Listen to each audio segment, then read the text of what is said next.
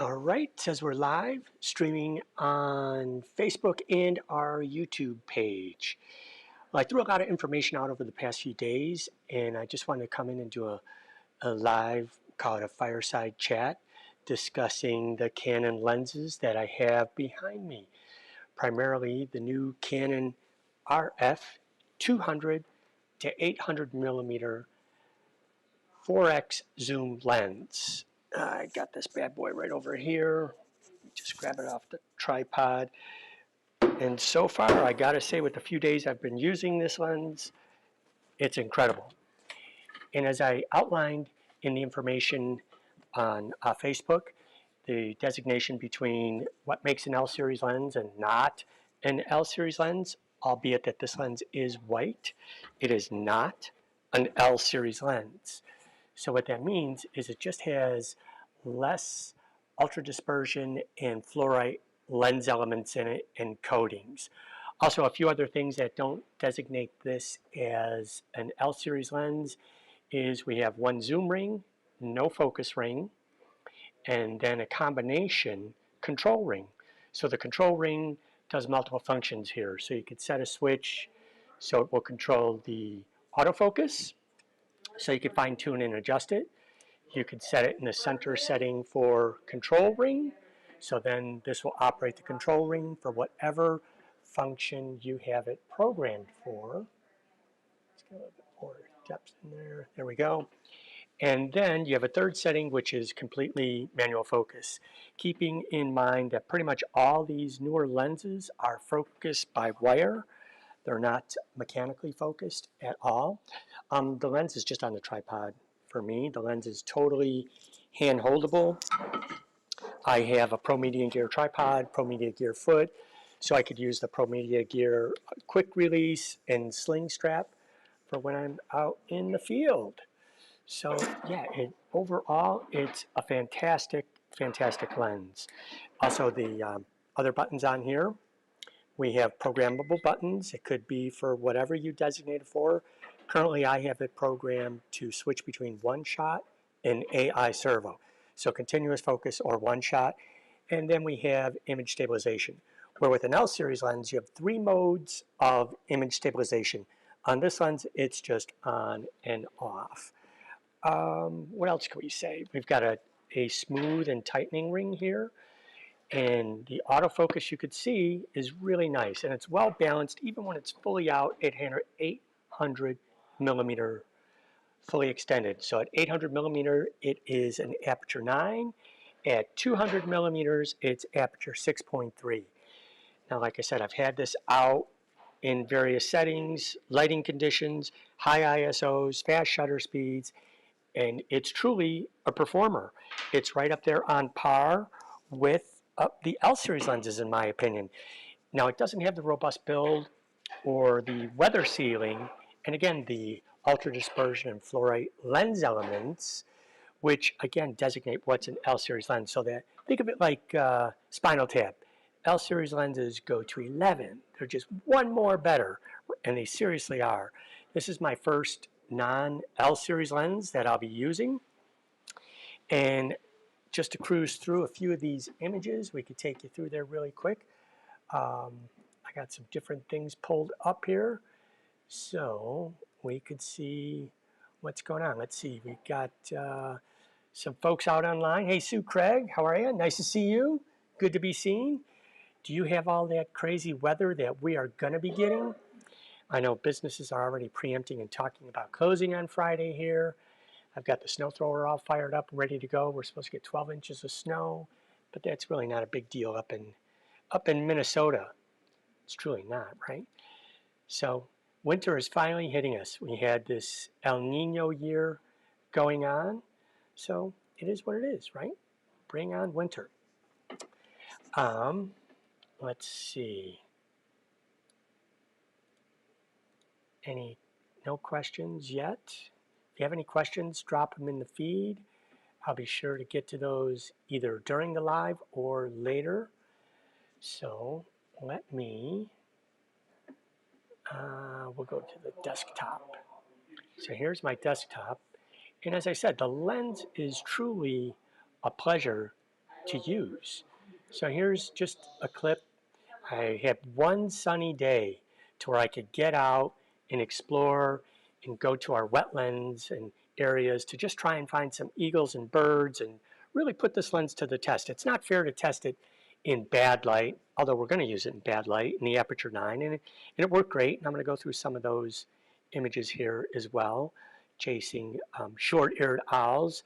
But this lens is truly comfortable and a pleasure to go exploring with, and to have the convenience of 800 millimeters at aperture 9 and excellent image stabilization is just unbelievable. And the bang for the buck, right? It's a sub $2,000 lens, so it's amazing, right? That's all I can say. Now I do have the 100 to 500, and again, it is just a little bit better, right? Just is. It's an L series lens. I've posted in the feed on Facebook lots of photographs, all the metadata information, so you can see the bokeh on the effect. With the background, aperture 9 wasn't really an issue. And today, with the capability of high ISO and software that you could use to clean up noise or even to enhance the sharpness, example Topaz, it's no limitation to what you could do with an aperture 9 lens. And again, the image stabilization is unbelievable. So let's pull up a few images here that we can share. And right off the bat, since I started talking about it, let's pull up this image of a really big, beautiful, healthy coyote that I found in our neighborhood. So not far from the house, Maple Lake, it's an area where people feed the birds. They are putting out some water bowls with some medicine because a couple of the coyotes in this pack have the mange. So it's really nice to see humans, people, going out there and trying to assist the wildlife because they do serve a purpose. But anyhow, here we go. This was the R3 handheld 800 millimeters at aperture 9. So I didn't know how comfortable I could be with it. I didn't really want to go much lower than 500th of a second. Staying with the aperture 9, I was in auto ISO and things performed beautifully. So this is 800 straight out of camera. Here's the file. Now, here is the file that has been processed using Lightroom. So you can see, tweak the contrast, darken the background a little bit just to make the coyote pop. Now, we'll zoom in on this file, go right to his face, and you can see it's sharp, right? We'll go to the previous one. There you go. It feels, you could say a little mushy, but any raw file will feel a slight mushiness to it. It's completely sharp and acceptable. Cleaning it up in Lightroom, and then running Topaz and noise reduction. This is with Topaz and noise reduction, and this is with Lightroom processed. So all three files are there and they're labeled. So again, Lightroom, lightly processed, Topaz, ran it through and it did sharpening and denoise with Photo AI, and then the complete raw file. So again, it's like cooking now, salt and pepper to taste. The lens performed excellently. So I pretty much did everything at wide open with and without extenders. So we'll just go through a few images and you could pop any questions you want in the feed. Stephen, you're heading off to Banff. That would be great to go to Banff. I would love to see the wildlife there. It'd be incredible. Very cool. In my neighborhood, we have a lot of urban wildlife, so it's cool to see them thriving, within a few minutes drive from our home. This was the first morning I had a lens, handheld. I was out chasing snowy owls. Right after first light, moon was there, and boom, beautiful. Aperture 9, 640 again, auto ISO, and I brought it down a third of a stop to keep the detail in the highlights. Again, beautiful, crisp, sharpness, no real noise at 800 ISO, so very clean, very, very happy. We had some air frost going on because you have warm earth, cool air, creating this air frost. and this also causes atmospheric distortion. But this is just shy of 300 millimeters wide open. Here you can see the texture in the file. This is the R5 at 2500 ISO is totally pleasing. And this is not sharpened, great file, excellent detail, 100% zoom. So these are all handheld, great bokeh at f9 at 800 millimeters at a shutter speed of 1/80th of a second. So again, brace yourself, squeeze the trigger, don't mash the shutter button, and you get a beautiful, beautiful image. The bokeh, the autofocus, background, perfectly smooth, beautiful, blur the background even with an aperture of 9. Long throw, right? Pretty much at the farther reaches of the lens at 600 millimeters, 2,000th of a second, I saw these deer frolicking in the fields while I was waiting for some short-eared owls. Captured the moment. Again, beautiful. Beautiful bokeh, spot on sharp on the deer, very happy. The snowy owls, oh, they didn't feel like playing too much. Overcast, cloudy, poor light, and this little guy had to be at least 1,000 to 1,500 yards away. So it's not fair to judge a lens at its longer focal length, wide open, and then try and zoom in because you're at the furthest reaches. And we had some distortion from the atmosphere. But all in all, it's still a pleasing image. So this is 2,000th of a second, just in case this little guy flew directly at me. You could get there in a heartbeat. And you can see we have some nice texture, but nothing that's unpleasing, even when you pixel peep. I'm always a fan of making prints and proper viewing distance. Here's a finished file, and this is 12,800, 800 millimeters at aperture 9. Now this is a fully processed file. Now even at that high ISO, this image is still very pleasing and acceptable at proper viewing distance, right? So I'm thoroughly pleased and happy with this lens.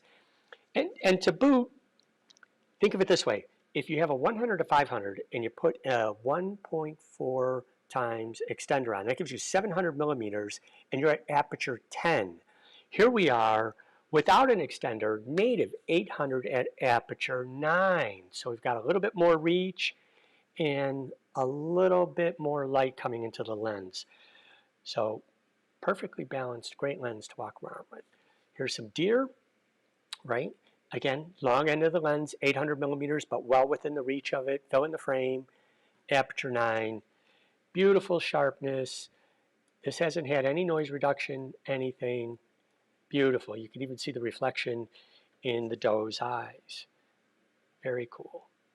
I was greatly satisfied with what I've gotten so far from using the lens.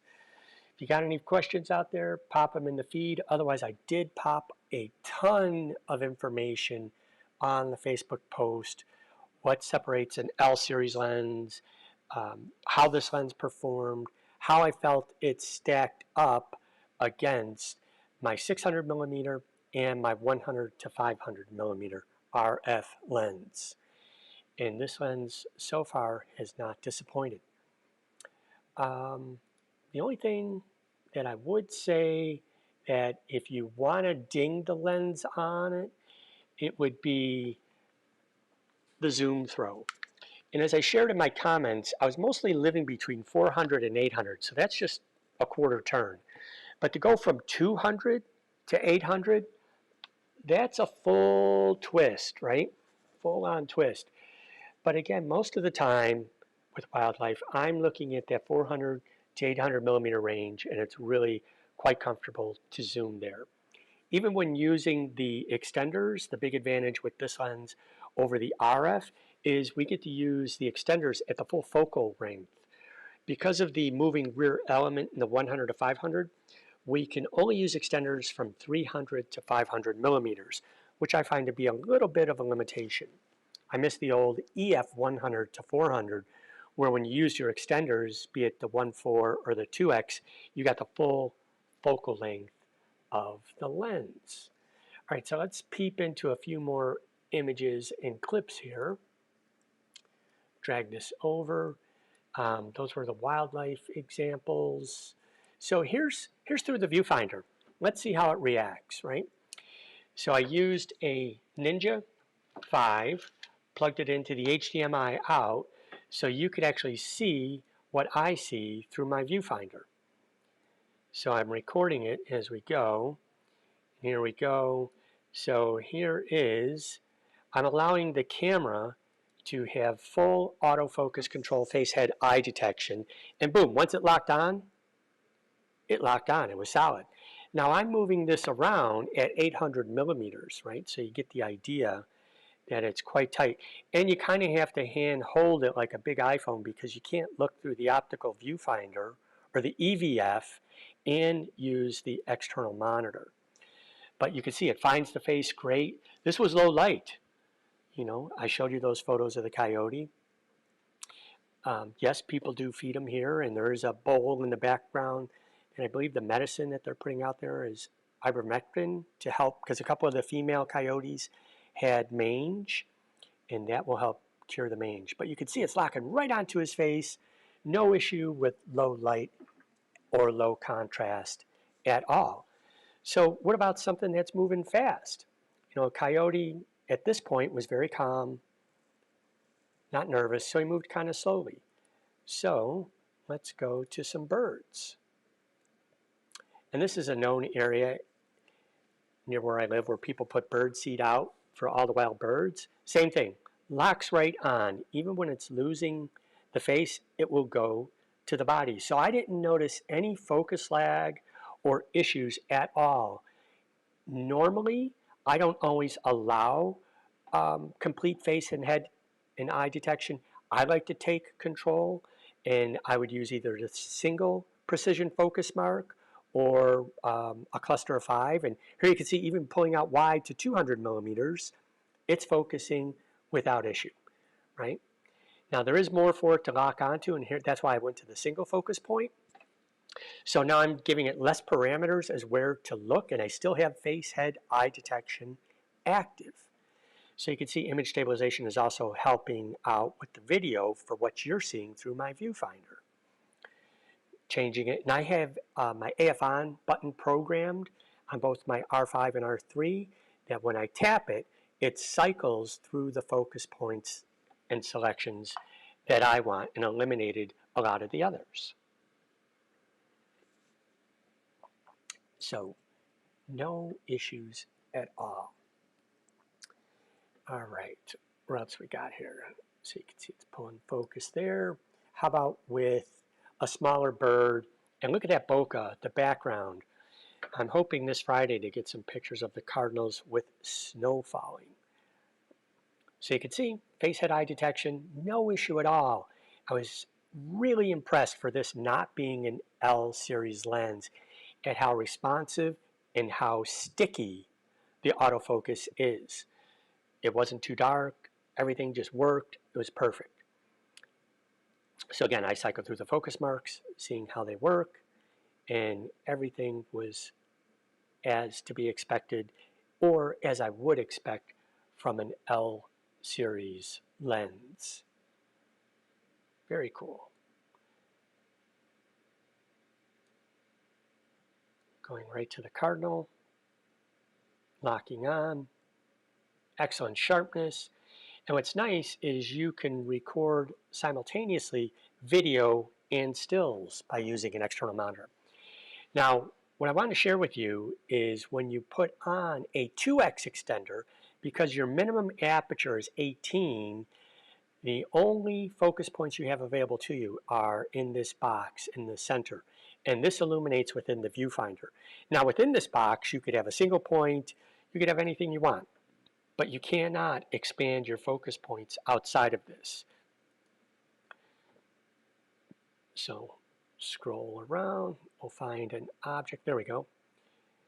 Got a mourning dove, and you could see the box is active and it's going right to the face, head, and eye. Always keep in mind that no matter how good the autofocus is, it's always going for contrast and brightness. So if this was a total monochromatic scene or a lot of horizontal lines it would be challenged to acquire focus as quickly. That's why the development of the quad pixel autofocus is really going to be exciting, because now the focus is focusing not only on a linear horizontal line, but up and down parameters, x, y coordinates as well. So we'll be able to have quicker and better autofocus. So this is aperture 18, 2x extender at 1600 millimeters. And again, it's working as expected. You'll get the same center box effect when using the 2x on the RF200-800 millimeter lens with a 2x extender, because again, you go below that f8 aperture and then the camera needs more light to focus, so therefore it limits the focusing parameters and the focus point's accessibility to the center.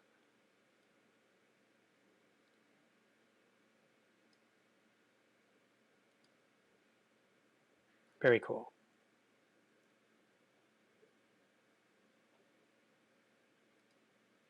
No issues at all. So we could go into a little unscientific test here where I was playing with in focus and out of focus. I was purposely throwing the lens out of focus. Here we go. And then I would tap the shutter button to see how quickly it would acquire focus. So I manually threw it out of focus, and then boom, right back into focus. Throw it out, boom, right back in focus. So it's sticky and it's acquiring focus as fast, in my opinion, as an L series lens. So again, you can't beat the bang for the buck. The balance, the optical quality, everything about this lens is just amazing. What else? What else have I got? I think that's it. Unless you got any questions, check out the feed and all the information in the album that I've posted on Facebook. And if you're have the lens on order, it is definitely worth the wait. Oh, here, one last thing before we go, just to give you an idea. The way to record video simultaneously and or to record your viewfinder is by taking the Atomos Ninja, and I'll put a link to might be an H page to where you can see this. So I got to get the HDMI cable and I'll plug that in. But what I wanted to get you to understand is when you're using the external monitor, you lose your EVF and you lose the LCD screen for your framing and composition. So everything is done off of the external monitor, and it's not a touch monitor. So it's a little bit hard, especially for live action things happening. I wish Canon would write a firmware update, because when you're in video mode, you still get at least the touch screen of the LCD. And on other camera brands, you still get the capability of using the EVF. I don't know about you, but I'm far more accurate with 3 points of contact and follow focusing through the actual viewfinder while still recording all of the metadata information that you could see what I'm seeing.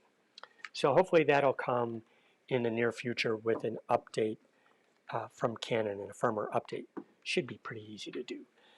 But let's see, check it out. Any more questions? No, nothing else there. Are we coming down? Coming down where for the Crane Festival? Hiawatha Crane Festival? I'm not familiar with that. Where is that at, Jennifer? Interesting. Put a comment in the feed. I'll have to look that up. Miss Beverly, how are you? Good to hear from you. Hope things are wonderful in Arizona. We are in the midst of winter here, but yeah, everything's all good. Anyways, thanks for going. Thanks for stopping by and joining.